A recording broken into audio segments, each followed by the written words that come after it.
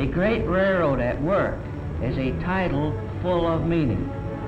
The mightiest machines produced by human ingenuity are indeed useless unless guided and serviced by the intelligence and skill of man. We are, of course, very proud of our mechanical equipment, but we are prouder still of the men who keep it running.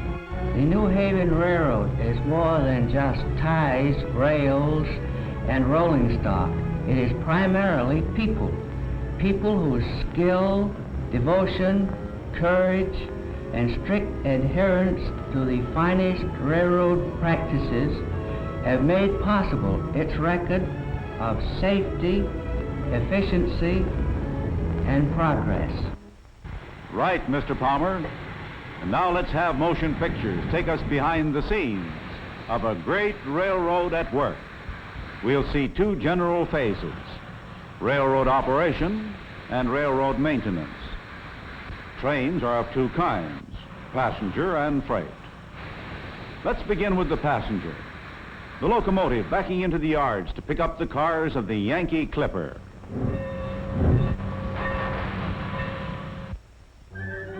The cars, meanwhile, have been made ready for the passengers, and having them clean and sanitary is Rule A in the art of railroading.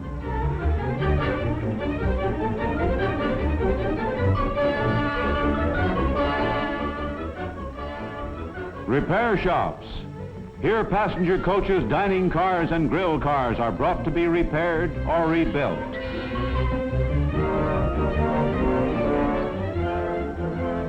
They're put through the latest processes of cleaning and sanitation. There's an imposing background of work behind the picture of a smart, modern car in a passenger train.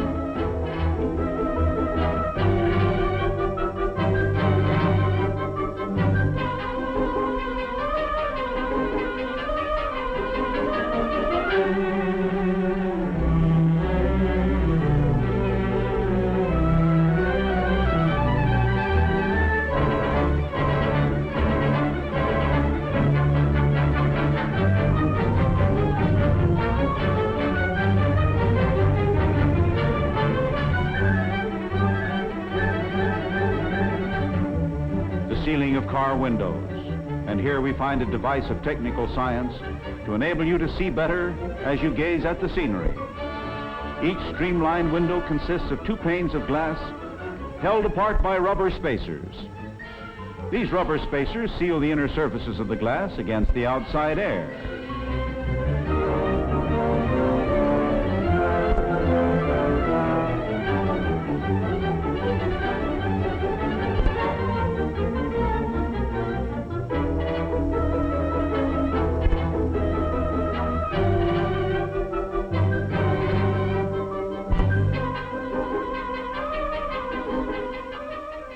Between the panes, dry nitrogen is forced to keep them from being fogged by condensing moisture.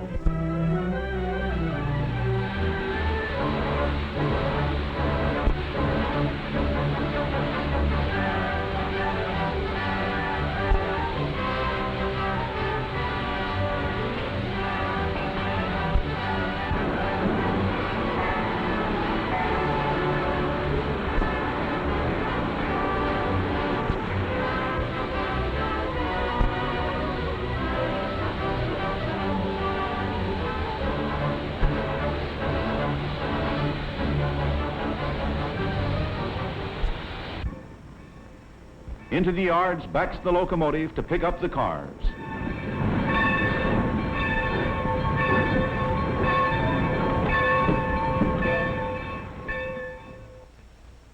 Meanwhile, at the commissary, supplies of food and drink for the dining car are being allotted and checked. 10 baked beans?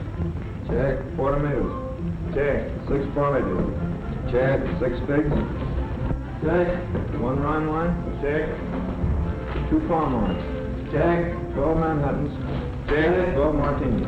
Check. Right. George?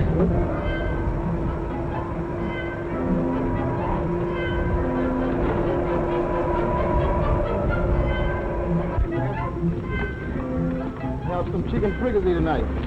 Yeah, that's very nice. The amount of groceries they can stow into the small pantry space that car dimensions permit would make a housewife think that it's all magic.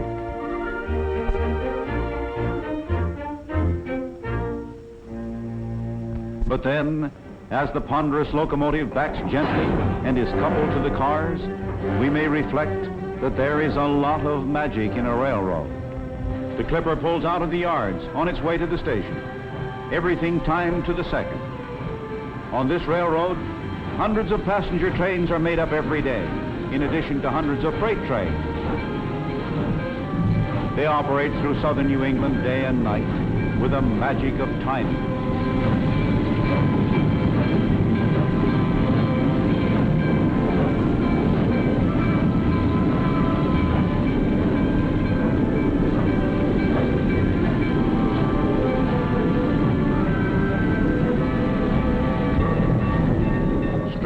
Geometries of tracks in the yards, and the number of switches there calls for deft and intricate manipulation.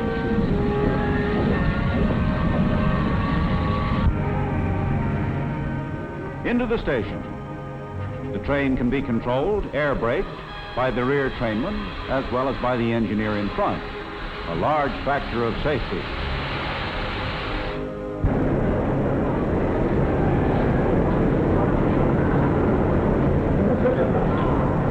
South Station in Boston. The old familiar scene, and never without a thrill. Passengers going to a train.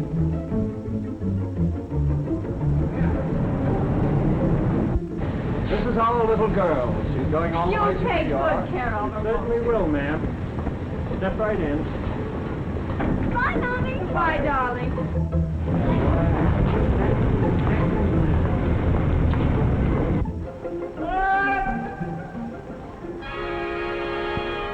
Hey, wait a minute. Thanks.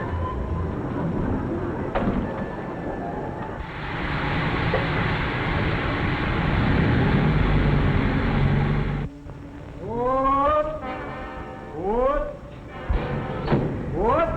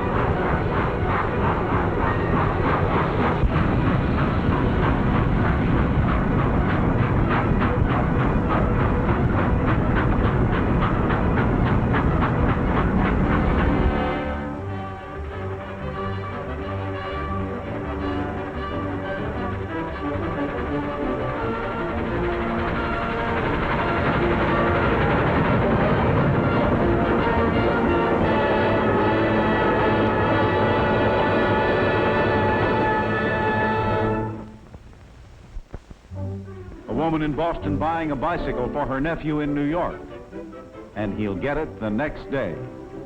This takes us to the subject of freight trains. Shipments of freight are in two classes, carloads and less than carload lots. Delivered to the freight depot and recorded with a weighbill, the boy's bicycle is stowed safely and securely for the trip. There's an art in stowing all sorts of freight securely in a car, and also in switching the cars through the yard. The powerful diesel switcher is the last word in this type of modern mechanism, one of the busiest of workers in the realm of railroading, practically a 24-hour-a-day worker. A new coordination of rail and highway transportation is seen as they load a trailer onto a flat car. The trailer has picked up packages from all over Boston to be distributed in New York. Ordinarily, the tractor pulling the trailer would have made the trip to New York by highway, but now the trailer is securely fastened on the flat car and then carried to the metropolis. This avoids a truck trip to New York, a large saving of gasoline and of rubber tires. Mighty important in these days of wartime shortages with rubber tires rationed.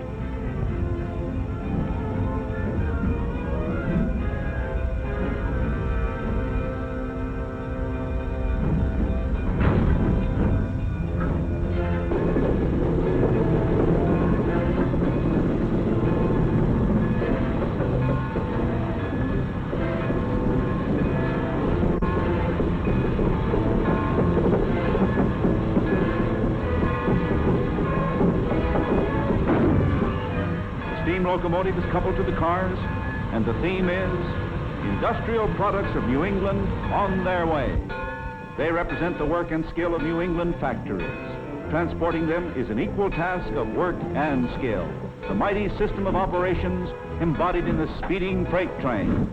And the rhythm of the rails seems to sing, New England at work, New England on the move.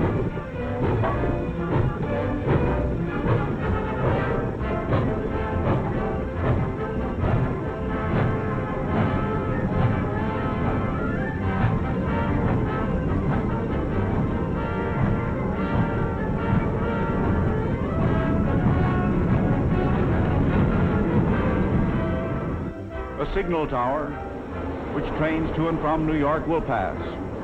One of many sentinels of safety.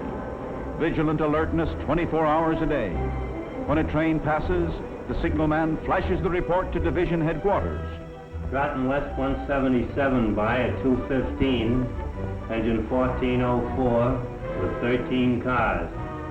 Line up on track 1 for the Clipper.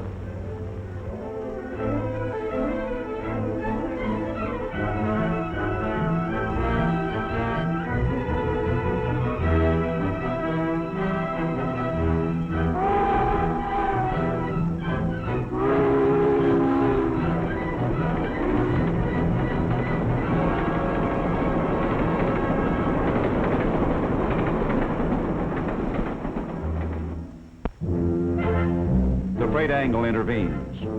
For railroad's two categories, passenger and freight, are another form of life's two divisions, people and things. South America is the destination of this large and intricate machine. Carefully crated, it will go by ship, but first it must be taken by rail down England to the harbor. An export angle of freight service. Industrial New England is of historic importance in the foreign trade of this nation. Passenger service takes plenty of account of passengers' appetites. The grill car is for the less formal meal than the diner provides.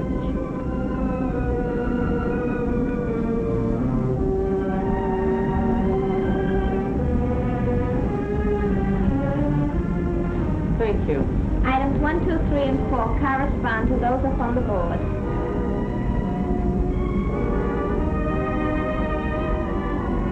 Do you suppose I could have that roast beef rare? Certainly. All right, then I'd like rare roast beef with mashed potatoes and tea. Like something to drink? Yes, tea with lemon. Tea with lemon, thank you.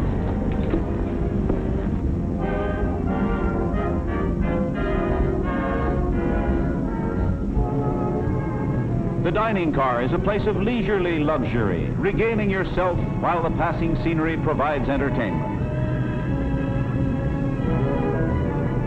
One broiled Boston scrod, and the scrod is very nice today. One French fried potato, one lettuce and tomato salad, one coffee, one apple pie. How's your Boston scrod, French fried potatoes? Coming out.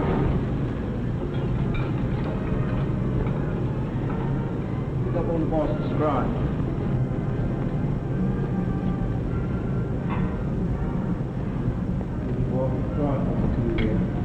Thank you, Chef. Cup of soup, please.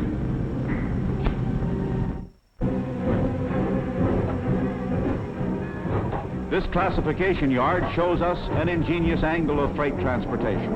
It has a sort of hill, which they call the hump. This hill is a key factor in what we'll see, the classification of freight cars. They are oiled while on the move, on their way up the hump. They go on to the top of the slope. The purpose of all this is to classify incoming trains so they can be reassembled as other trains, each to go to a different destination.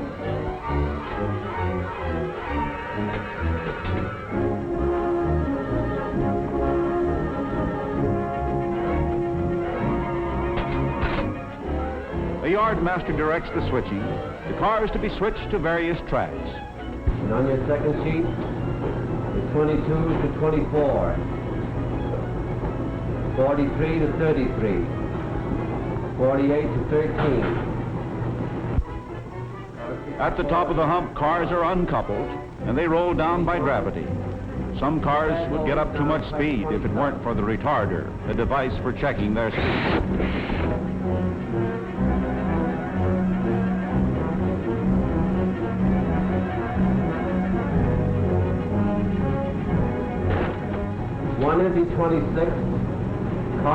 In the retarding tower, the speed is governed, electrically controlled.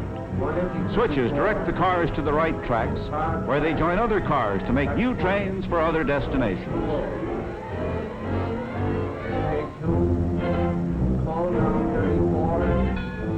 We see the crate of machinery for South America going over the hump.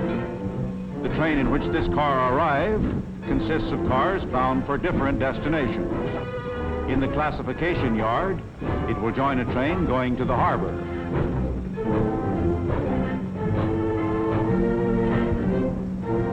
Less than carload lots are reclassified as this LCL transfer.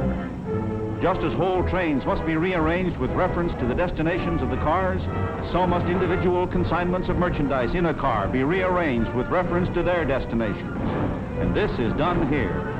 The car is unloaded, and the merchandise is reassembled in other cars. These cars are then attached to trains bound for many, many places. The engine house, where running repairs are made. We see another phase of railroading, maintenance of equipment. There are light repairs made at many points on the railroad. And there are heavy repairs which are made in a great locomotive shop.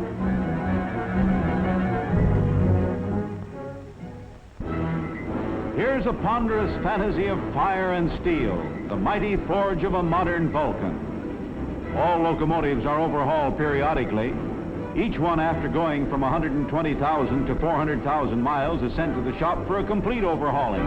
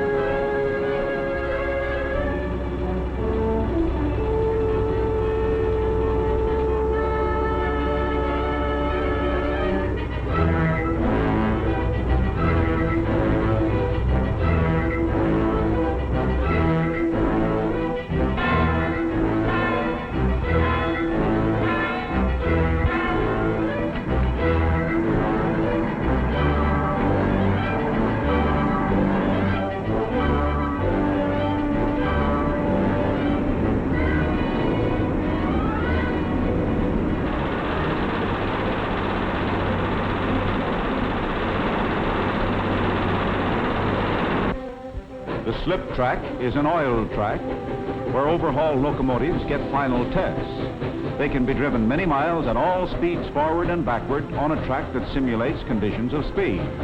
A monster locomotive, thoroughly overhauled, is a symbol of that factor so vital in all mechanics, all industry, maintenance.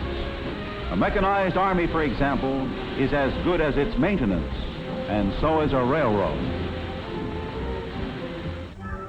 A locomotive must be serviced, and that occurs at many places along the line. It requires, for example, sand to give the big drive wheels traction when the rails are wet and slippery, and coal to be blown automatically into the firebox. The fireman just operates a lever. The coal pile is a mountain. Countless tons of the black fuel stored against any emergency, anything that might cause a shortage. The coal pile tells us that a railroad is not only a mover of things, it is also a buyer of things.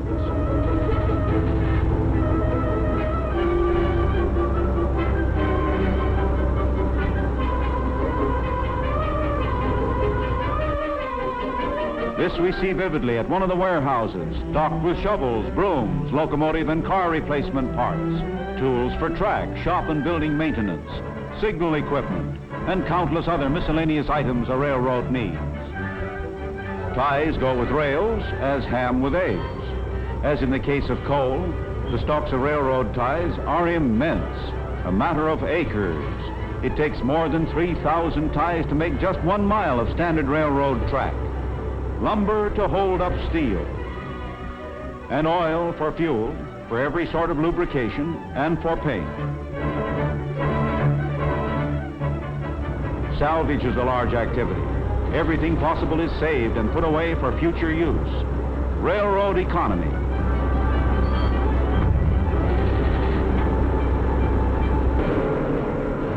Laboratory tests for all vital materials purchased by the railroad.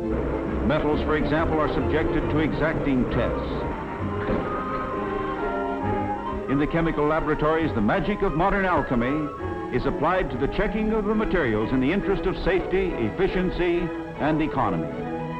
And there's research here to find new things, new combinations, new ways of applying chemical science to railroading. The micrometallograph camera analyzes many materials for railroading with ultra-modern science.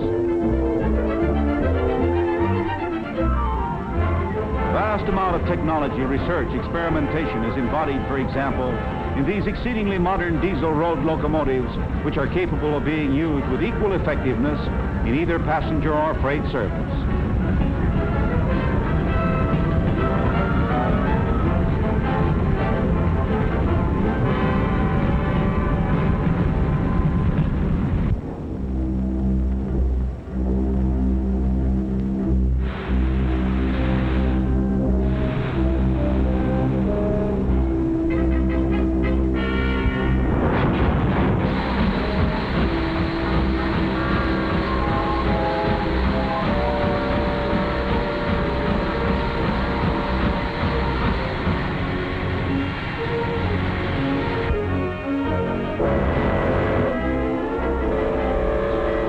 Thunderous power of steam and steel, taking a treasure store of New England merchandise into the night. The night freight calls our attention to an element of time, the bright time of day, and here's the dark time of night.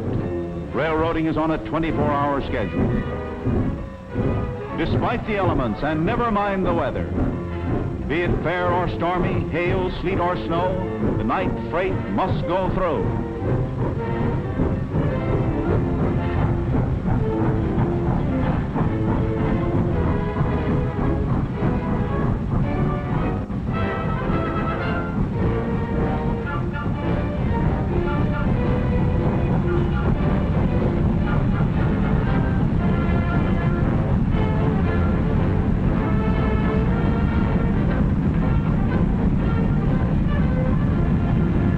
The conductor in the caboose keeps a record of all the cars.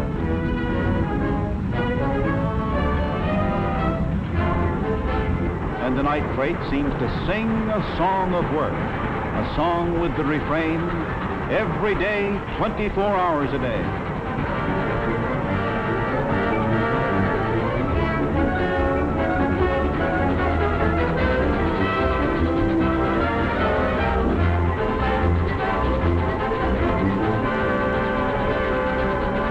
The Yankee Clipper, meanwhile, arrives at New Haven. And this brings a transformation from steam to electricity, from coal and fire to volts and amperes. The steam locomotive leaves the train. From Boston and from Springfield to New Haven, the motive power is provided by superheated steam.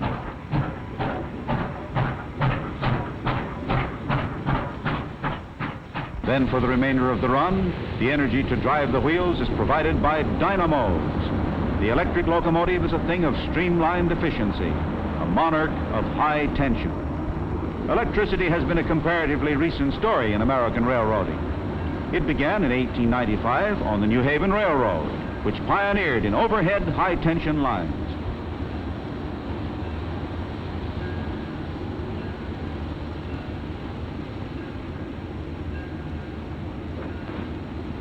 And now the clipper goes speeding under electrical power. We're in a new world of railroading, a realm where 100 thunderbolts of Jupiter are harnessed to turn the wheels of trains.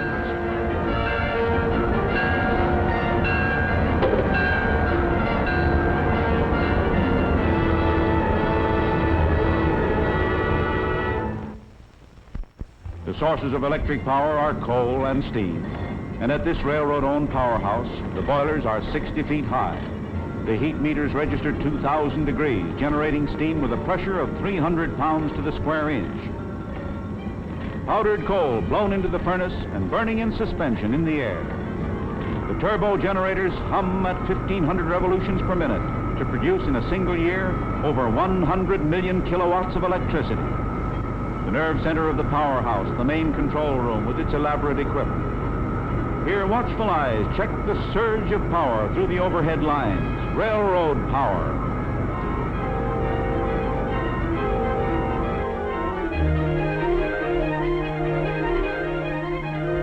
A masterpiece of roadbed construction and maintenance is this 4-track electrified right-of-way. Over it pass between 600 and 700 trains a day.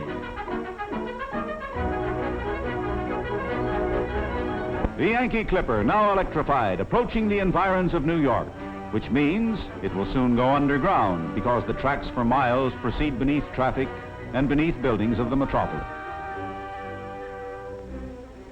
We pass into a subterranean world, a signal tower underground. Here, more than 600 trains a day are guided in and out over the 107 tracks of Grand Central Terminal. 28 up H. 28 up H.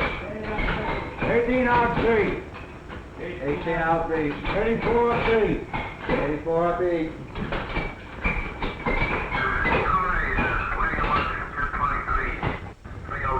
Put him on the outbound tower, C. 29 up I. 23 the way to D. 26 to the way to D. Track G to track 40 with the clipper.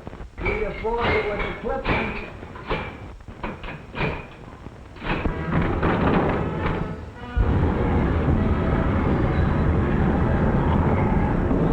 On time, as the train board indicates.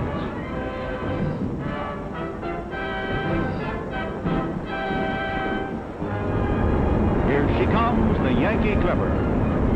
It's coming on the upper level. There are 2 levels of underground tracks for the trains that carry 42 million passengers in and out of Grand Central Terminal every year.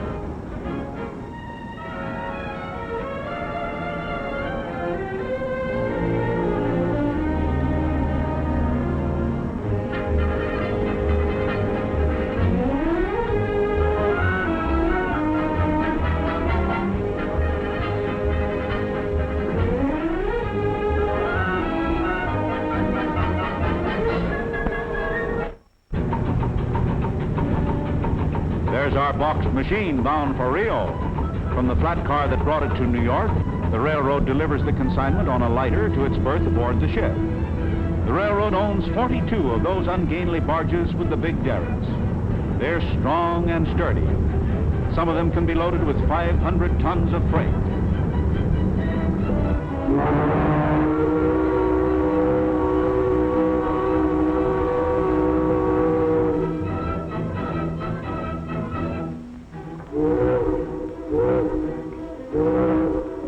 What about the tugboat? It's also railroad owned. The railroad owns 13 tugs. They're famous throughout New York Harbor. The railroad owns and operates many other pieces of marine equipment. And so the case of machinery is on its way to be stowed aboard ship, and then south into the tropics, past the equator, to be put into service in the land of the Amazon. New England machines to modernize latitudes of jungle green.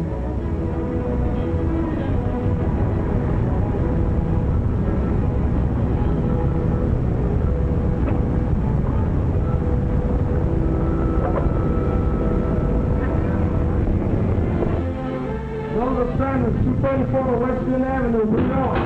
Check. Come on, Earth 88. That's the bicycle bought by Auntie in Boston for her nephew in New York. It's to be delivered to the lucky lad by the railroad through its pickup and delivery system. This is another modern phase of railroading.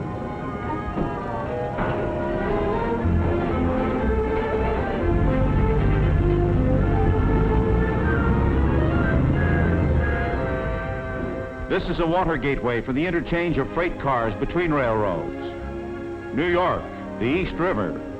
When freight cars from New England are destined for points outside of New England, they may come here. They're to go over the lines of other railroads. And how is the transfer effected? We see a water phase of operation that you might not readily associate with a railroad.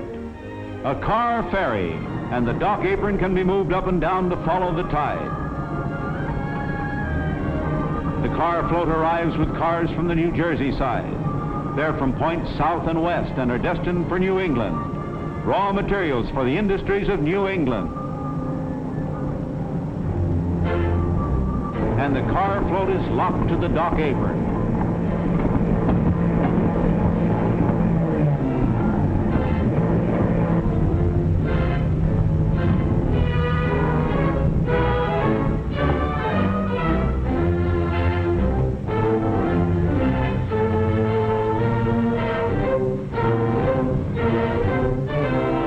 Heavily loaded steel freight cars roll onto the tracks of the float. Manufactured articles made in large part from raw materials brought previously into New England. On the other side of the river, they will roll similarly onto the tracks of the railroad that is to take them on to complete their journey to some point in this immense country of ours. New England carload lots bound for everywhere.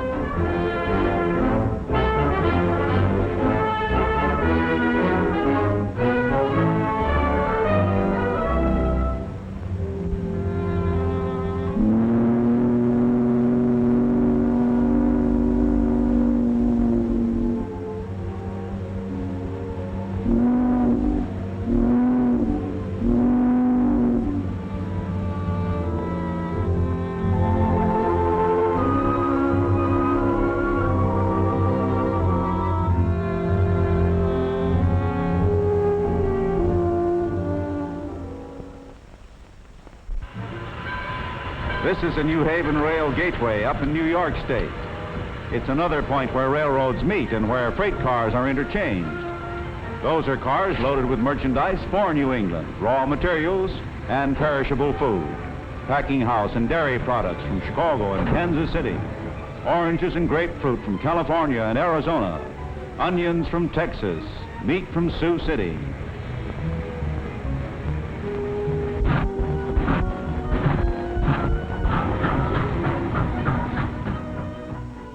Early morning at a New England city. Freight cars full of fresh food. The beginning of the day, the right time for food distribution.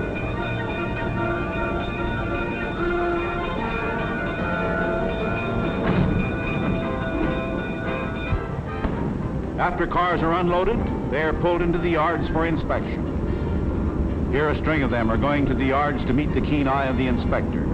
Cars are carefully inspected at regular intervals.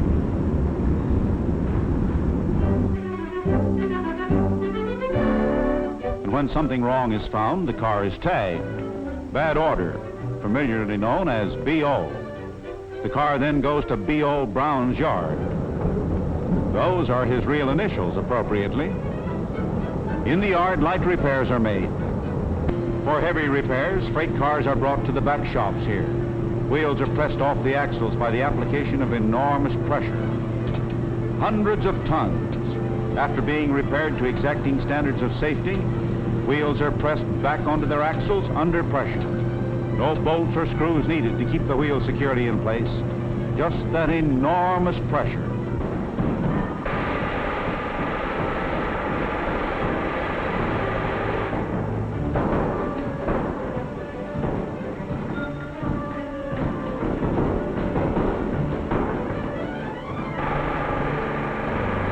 These pictures have shown us vast magnitudes of material and work.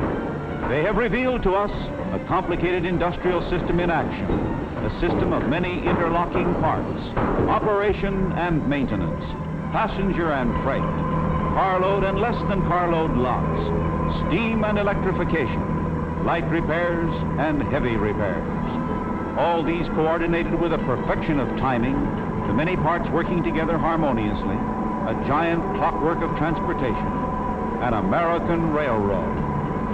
All this is typical of the industrial genius of America. It is an example of that world-important thing on which this nation and our brother nations must rely in a perilous war of worldwide scope. Our victory depends first of all on the American gift for making giant industrial systems of production and transport operate with an amount of efficiency that no other nation can match. Such is the larger meaning of these scenes of a great American railroad at work. The human factor is the true source of all the mechanical wonder. It is as New Haven President Palmer told us, people whose skill, devotion, courage, and strict adherence to the finest railroad practices have made possible this railroad's record of safety, efficiency, and progress.